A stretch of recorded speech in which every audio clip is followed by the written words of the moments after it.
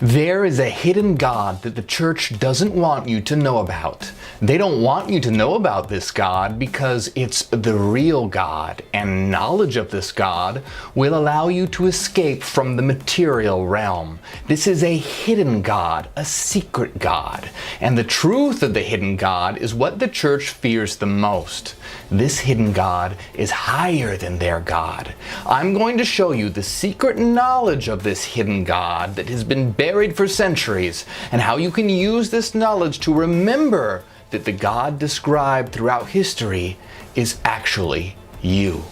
You've simply forgotten, but you've left yourself clues all around so that you can remember, and we're going to uncover them right now. Does this sound hard to believe, crazy? Well, what if it's true? I know you felt like this place is very strange, very wrong, that there's something not quite right with this world. What if that's because everything you've been told is a lie, and you aren't what you think you are? Let's discover the clues and the hidden God, the God that the church doesn't want you to know about. There were a group of Christians known as Gnostics that knew about this hidden God, but they were persecuted as heretics and blasphemers, and their books were banned from the Bible. Gnostic means knowledge, and Gnostics were dedicated for searching for enlightenment in secret and hidden wisdom, and this seriously threatened the power of the church. In an effort to unify the empire and control the people, the Roman Emperor Constantine made Christianity the state religion. In short, in the Council of Nicaea in 325 AD, it was decided what would be the official doctrine of Christianity, and Gnostic teachings were outlawed. Knowledge that could liberate you would of course be anathema to a system of religious control. I'm going to show you how exactly the hidden God is you, but first you have to know something about Lucifer and Satan. You see, mainstream Christian doctrine would have you believe that Satan and Lucifer are the same being, but nothing could be further from the truth. Secret societies, occult, and esoteric doctrines know very well that not only are Satan and Lucifer different, they are polar opposites. To better understand this, let's take a look at the attributes of Satan and Lucifer. Satan is about darkness, selfishness, the individual, dominance over others, while Lucifer is about light, altruism, the collective, and equality. They couldn't be more different. They are opposites in every single way. Now, why is this important to know? Because the God of the Bible is actually Satan.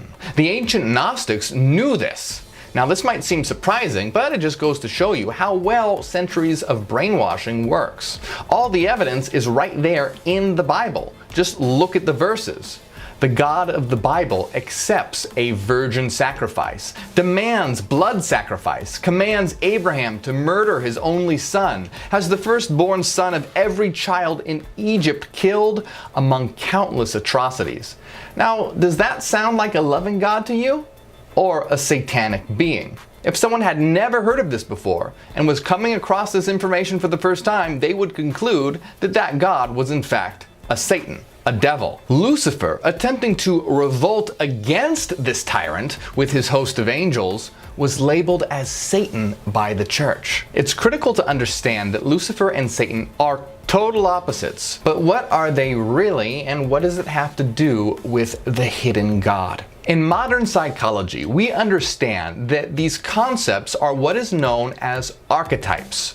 Carl Jung, the brilliant Swiss psychiatrist and student of Freud, studied Gnosticism and incorporated its hidden teachings into psychoanalysis. He brought the idea of archetypes to the field of psychology. An archetype is an idea or pattern that exists in the unconscious. For example, we all have satanic and Luciferian powers within us. I'm sure you know some people that behave like devils and others that behave like angels. In fact, you can see this easily all around you, especially in the current world crisis. Trump supporters are very satanic. They're selfish, and they care about only themselves and their family and their personal freedoms. They couldn't give a fuck about the collective. We can also use these archetypal ideas to understand many different things in our world. For example, capitalism is very satanic. whereas socialism is more Luciferian. Capitalism emphasizes the individual, selfishness, and dominance over others, whereas socialism has a tendency to emphasize the collective and others, and working in a community. Now, I'm sure this will make sense to you even on an intuitive level. For example, I'm sure it's very easy for you to associate a greedy, selfish CEO with the image of Satan. So Satan is about the individual, dominance, power, whereas Lucifer is about the other, the collective, community, equality. So what does this have to do with the hidden God? The name of the hidden god is Abraxas. Through his studies of Gnosticism and archetypes, Carl Jung came across the archetype of Abraxas, the name of this deity being buried in secret Gnostic history. And what is Abraxas? Abraxas is the ultimate power and the synthesis of all opposites. Abraxas is Satan and Lucifer combined, and thus higher than them both. Abraxas is all things. Abraxas is beyond God and the devil, beyond good and evil, because it is all of these things at once. It is all forces. Carl Jung wrote, "Hard to know is the deity of Abraxas. Its power is the greatest, because man perceiveth it not. The power of Abraxas is twofold. What the God-Son speaketh is life, what the devil speaketh is death. But Abraxas speaketh that hallowed and accursed word, which is life and death at the same time. Abraxas begetteth truth and lying, good and evil, light and darkness, in the same word and in the same act. Abraxas is the highest of all, because Abraxas is the synthesis of all things, all opposites, both darkness and light, Satan and Lucifer, God and the devil. Abraxas is all of these and above them all. It is the archetype of what Friedrich Nietzsche called the Übermensch, or superhuman, one that is beyond the concepts of good and evil. But the truth is that you are Abraxas. Do you not have the power of both good and evil, light and shadow, truth and lies, God and the devil within you? But it goes much further than this. You are literally the creator of this world. You have simply forgotten. So how can you remember? You see, the world is not what it seems. The material world is an illusion, and the Gnostics knew this very well. You aren't a body at all. You are an eternal mind called a monad. Now, a monad is an eternal system of mathematical frequency patterns. And each one of us is an individual eternal monad. And our bodies are simply avatars that allow us to explore and interact in the so-called material world that we call the holos. Before space and time, before the Big Bang, before the material universe, all of us, as eternal monadic minds, existed in a perfect realm of pure mind called the Source. The Big Bang was when this perfection shattered and the material realm was generated. The material world isn't material at all. It's a shared mathematical dream generated by the monadic collective, the collective of all minds. And when the material world is generated, a forgetting takes place. The esoteric book of the Kybalion says that this process of forgetting is similar to the mental process of an artist, writer, or inventor who becomes so wrapped up in his mental creation as to almost forget his own existence, and who for the time being almost lives in his creation. Think of it like being an artist that creates something, and being so wrapped up in their creation, they forget that they are the artist and think that they are the creation. Think of it like being the author of a book who becomes so lost in their work, so enveloped in the story, that they forget that they are the author and believe themselves to be one of the characters. You see, this world wasn't created by some kind of creator god. It was mathematically generated by us. It's a shared, collective, objective dream. But just like in a dream, we simply forgot. We are the gods of this world.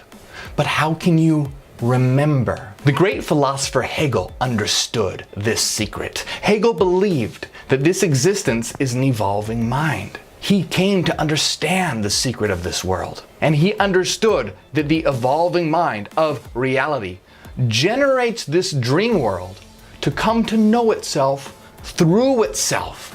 You see, a dream world has to be generated in order to wake up. He knew that the universe evolves through a process called the dialectic, which is a clash of warring opposites that ultimately synthesize and unify into the highest idea. This highest idea is the universe achieving consciousness of itself. And Hegel called this the absolute. The absolute is all opposites resolved and the universe actualized. The absolute is Abraxas. Abraxas is all of us taken together. It's the one and the many. It's the monadic collective. It's me. It's you. It's all of us. It's many minds, all the minds that when taken together form one mind. But this mind doesn't have an existence apart from us. It is us. It's what I am. It's what you are. It's what we are. And as you come to realize this, Abraxas, the absolute, the universe, which is us, wakes up a little more. When we all realize and understand what we are, this is the absolute, Abraxas fully awakened. It's the opening of the great I. The more you understand what you are and what existence is, the more you will awaken and remember what you are. And those of us that understand have left this knowledge throughout history so that you may discover it and wake up. And that's what this video is right now. We are those that understand exactly what we are.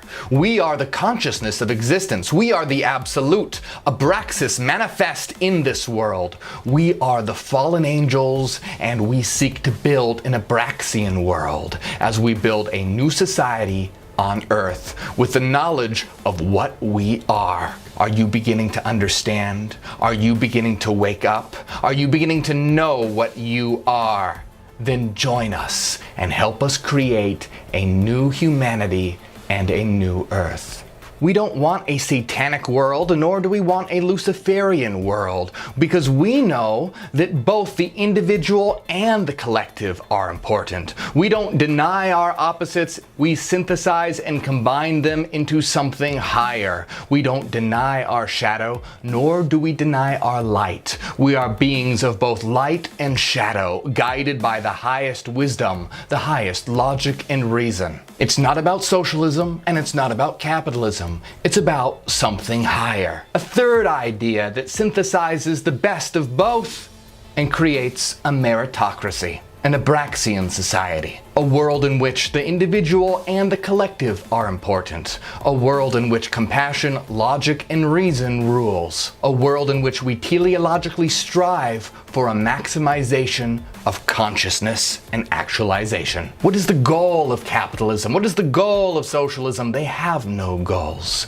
Our goal is to actualize our potential, to become the gods that we truly are. Our goal is to create a world community of gods, fully actualized human beings. Both the individual and the collective is important. Both the self and the other is important. It's not about one or the other. It's about balancing and synthesizing both together to create something higher. So don't deny your darkness and don't deny your light. Synthesize them both together and become something stronger, something more, something higher. This is why we are called Hyperion. Some people think that we are satanic. Others even think that we are Luciferian. But we're something else entirely. We are Abraxian.